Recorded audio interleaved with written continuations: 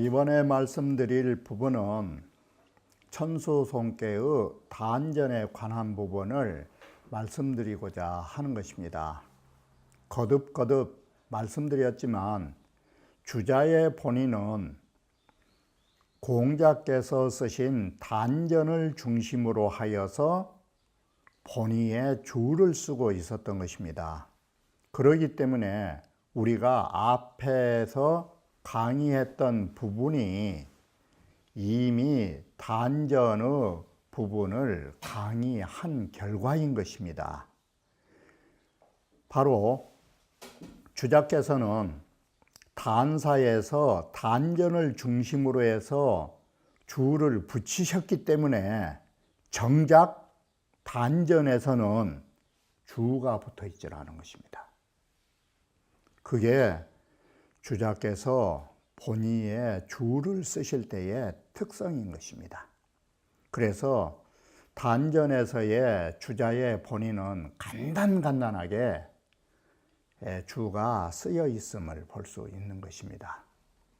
이와 같이 우리는 앞에서 이미 본의에서 다뤘던 부분이라고 보시면서 단전을 보시면 쉽게 이해가 가실 것입니다.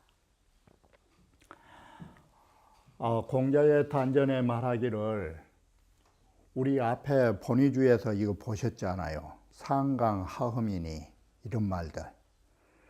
송이라 하는 것은 상강하흠하여 위는 강하고 아래는 음흉한 사람이 존재함으로 해서 위에 강한 사람은 아래를 제재하고 아래에 험한 사람은 위를 살핀다를 우리는 앞에서 보셨던 것입니다. 그래가지고 험이 건이 음흉하면서도 힘이 있는 사람이 송사를 벌리느니라 라고 하는 것입니다. 이렇게 해서 한 사람으로 보면은 안으로는 내심이 음흉한 사람이 바깥으로 힘이 넘쳐날 때, 그리고 나는 험하고 저 사람이 힘이 있을 때 송사가 일어난다라고 하는 것입니다. 바로 여기까지가 궤덕으로서 강하다, 험하다라는 건괴와 감괴의 궤덕으로서 궤명의 의의를 해석한다라고 했던 것입니다. 또다시 반복해서 말하면 궤명의 해석은 성계지유라고 하는 거, 바로 천수 송계가 만들어지게 된 연유, 이렇게 된 것입니다. 송, 유부, 질척, 질하나 척하니 중하면 기라고 이런 말들은 강내의 득중이라는 것을 우리는 본의주에서 보셨을 것입니다. 바로 공자께서 처음으로 궤변이라고 하는 의의를 가지고 해석하게 되는 것입니다. 사실은 주공이 말한 데에는 궤변이라는 의의가 별로 없는 것입니다. 그런데 이러한 주자의 이 주공이 아니라 말을 잘못했는데, 이 궤변이라고 하는 것은 항상 궤사에서 나온 것입니다. 문왕께서는 이 궤변이라는 의의를 구체적으로 밝힌 바는 없는 것입니다.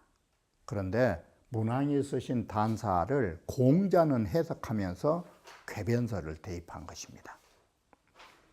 이것이 공자에 의하여 궤변설이 나오고 있었던 것들을 이걸 구체적으로 천명한 부분이 소강절의 궤변도인 것입니다.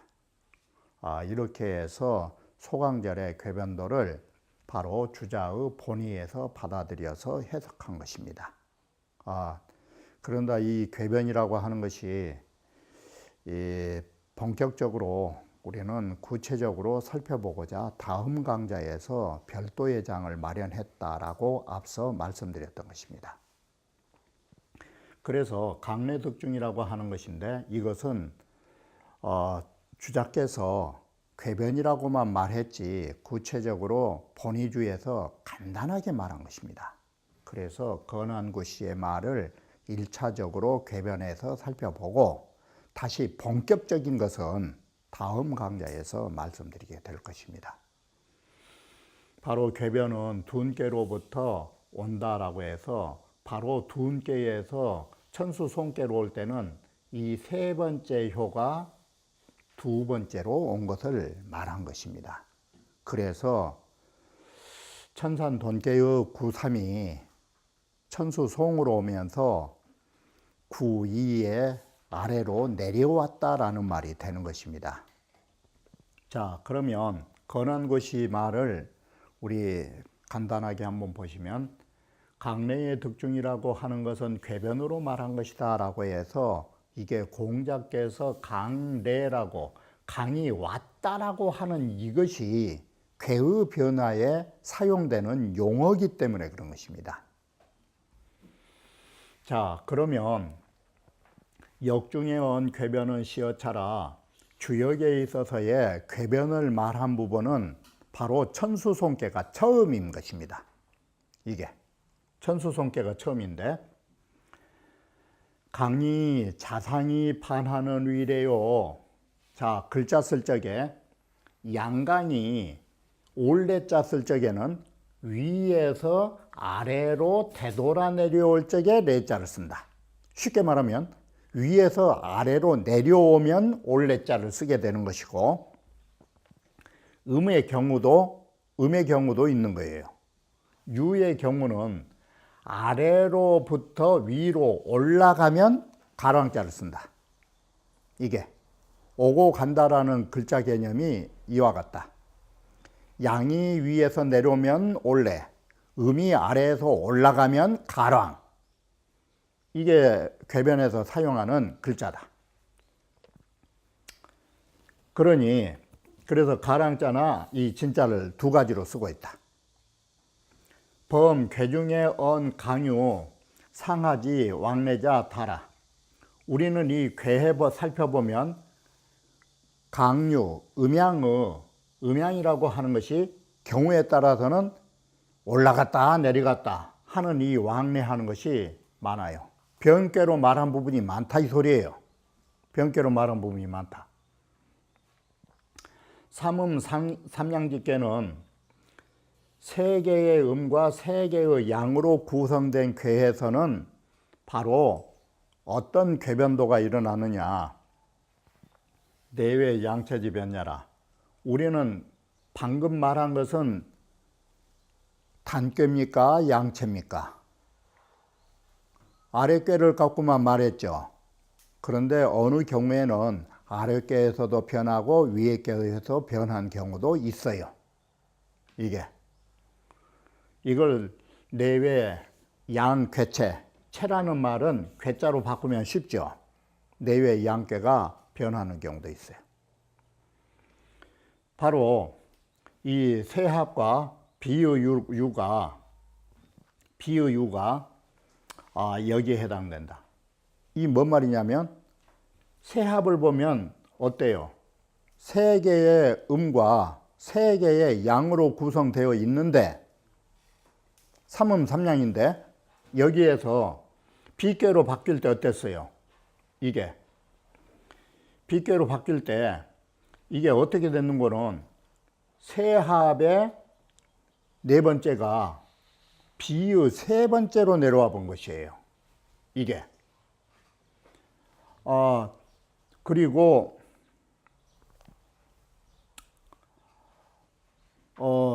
어디 가봤냐? 음이라고 하는 것은 반대로 세합의 육삼은 비의 육사로 올라간 거예요. 그럼 이렇게 상하가 된 거예요. 이러한 궤변에 복잡성이 있어요. 이런 경우도 있다. 그리고 경우에 따라서는 사양이음과 사음 이양직에도 또한 강유, 강내 유진이라고 말한 부분이 있어요. 강은 내려오고 음은 여기에 진짜는 아래에서 위로 갈 때 진짜 쓴다고 그랬죠. 이런 경우가 있는데 이럴 때는 상하 이료가 변하고 있다. 상하의 이료가 바로 천수 손께가 화지 진께로 바뀌는 경우도 있다라는 것이에요. 그런 것이 바로 이런윤이라고 해서 성인이 말한 궤변은 여기에서 그 두 가지 경우를 볼 수 있다라고 간단하게 이 정도로 보고 다음에 또 보셔야 할 것입니다. 이렇게 해서 궤변이라고 하는 것이 처음 나타나고 있다라고 말한 것입니다. 종흉은 우리가 끝까지 가면 흉하다라는 것은 송불가성야오, 이 재판이라는 것은 저속한 말로 하면 끝을 봐서는 안 되는 것이오 라고 하는 글자가 성자예요. 송사는 끝까지 이루어서는 안 되는 것이고, 리견 대인은 상중정야오, 대인을 보는 것이 바로 이롭다라는 것은 여기에 대인의 개념은 재판할 적에 중정지도를 숭상하기 때문에 그러한 것이에요. 재판은 중도와 정도에 의하여 재판이 돼야 되는 것이에요. 그래서 대인은 중정으로 연결되어 있는 것이에요. 이게 그러한 것을 우리는 재판에서 숭상한 것이에요. 불이섭대천은 이부연야라, 대천을 건너는 것이 이롭지 못하다라는 것은 재판할 적에 모험을 하거나 그런 것을 원치 않은 것은 바로 이 연못이라고 하는 것은 너무 깊이 빠져든다라는 것이에요. 깊은 수렁으로 그런 데에 들어가기 때문에 이것은 안 된다라고 하는 것이에요. 앞서서 말씀드렸듯이 주자가 본의를 쓸 적에 단전에서는 이와 같이 간단하게 말할 수밖에 없는 것이 단사에서 이미 써버렸기 때문에 쓸 수가 없는 거예요. 그 점을 보셔야 되는 거예요. 그래서 정작 단전주는 궤체니, 궤변이니, 궤상이니, 궤덕이니 이걸로만 해석을 해요. 본의에서 해석하면 딱 네 가지예요. 단전 해석은 궤변, 궤체, 궤상 하나 더 있으면 궤덕, 이것으로 대체로 해석이 끝나버린 거예요. 이런 내용들을 단사의 본의에서 썼기 때문에 그러한 것이에요. 자, 여기서는 궤변과 궤체와 궤상으로 이 궤사를 해석해서, 자, 궤사 해석은 그런다고 그랬죠. 다시 말하면 치궤니까 여기에서의 궤는 송사송자 같죠. 치계기도. 궤를 다스리는 도라는 것은 바꿔 말하면 천수송계면 송사를 어떻게 처리해 나갈 것인가에 그 방법을 제시한 것이 궤사풀이라고 하시면 되는 것입니다. 단전을 우리가 단락별로 구분해서 간단한 개요를 잡아보면 다음과 같은 부분을 볼 수 있는 것입니다. 상강하흠이라든지 허미건이라고 하는 것은 바로 주자가 궤덕으로 딱 그랬죠. 궤덕으로 해석한 것이고, 강내의 득중 이것이 궤변이라고 우리는 본 것입니다. 강내의 득중 다섯 글자가 궤변으로서 바로 유부중기를, 이 유부중길 네 글자를 궤변으로 해석한 겁니다. 그럼 여기에 말한 궤사라는 것은 사실은 유부중길 뜻이 강한 것이에요. 그리고 질척이라는 의미까지를 보완해서 말씀하신 것이에요. 그래서 앞에 우리 건한고시의 말에 바로 돈깨로부터 이 천수 송깨로 왔던 부분을 앞서에서 설명드렸던 바가 있는 것입니다. 이렇게 해서 궤변도에 이런 설이 천수 손께서 처음 등장하기 시작한다라고 합니다. 종흉안이 끝까지 하면 흉안이, 이것은 송사는 끝까지 밀어붙여서 그것을 마무리 지면 안 된다라고, 이 성자 뜻도 이제 아시겠죠? 마무리질을 지는 거예요. 송사를 마무리 지려고 끝까지 밀어붙이면 안 된다라는 것은 뭐 때문이냐면, 이건 괴체라고 해서 이 괴체는 상구로 말한다고 그랬죠. 상구의 효로 괴사를 해석한 것인데, 초육은 불령서사 딱 이렇게 나와요. 초육이라고 하는 것은 재판의 시초로서 일 삼은 바를 길이 가지 않는다라는 이 일이 재판일이잖아요. 재판하는 일을 길게 하지 않으니까 약간의 구설수는 있겠지만 괜찮아요. 이게 불령소사예요. 자, 구가 상구의 경우는 어때요? 구가 양으로서 윗자리에 있으니까 이게 뭐가 이루어지느냐? 양의 극이 되지요. 이게 그러다 보니까 성질로 강건지 극이 나온 것이에요. 이게 그리고 강건지 극에다가 괴 전체로 보면 뭐가 나와요? 처송지 종이죠. 손께의 끝자락에 거처하고 있는 거예요. 그러니 이 사람은 이 성자를 먼 글자로 바꿨어요. 다할 글자로 바꿨죠. 바로 이래서 내가 시쳇말로 그 송사를 끝장을 본다라고 말한 것이에요. 이게 르견대인 상중정이라는 것도 괴체로 말했다라는 것은, 이제 괴체란 문제가 나오면 해당 어떤가를 보면 되겠죠. 이건 구오지요. 여기는 구오라는 효로서 괴사를 풀이한 것이다, 이렇게 보면 되겠죠. 구오는 정송지 주다, 양강중정으로 높은 자리였기 때문에 치송이어서 바로 대인이 치송자, 송사를 다스린 구오에 해당된다라고 말한 것입니다. 불리섭대천 이부연은 뭐냐면, 이건 괴상으로서 말한 것이기 때문에 감중년을 말하게 되죠. 이게 약도위험이면 우리가 위험스러운 일을 밟아나가면, 우리가 위험스러운 일을 꾸역꾸역 해나가면 뭐 때문에 문제가 되냐면 우리 몸이 빠져서 죽기 때문에 그런 것이에요. 그게. 그런데 네이부 심연야라, 바로 대천을 건너려고 하면 우리는 깊은 연못에 빠져서 빠져나오지 못하기 때문에 대천을 건너면 안 된다라고 말하게 된 것입니다. 이처럼 단전에서 말하는 바는 바로 송사가 일어나게 되는 부분과, 또는 송사를 어떻게 우리는 처리해야 할 건가를 구체적으로 예시한 것입니다. 이게 주역의 특성인 것입니다.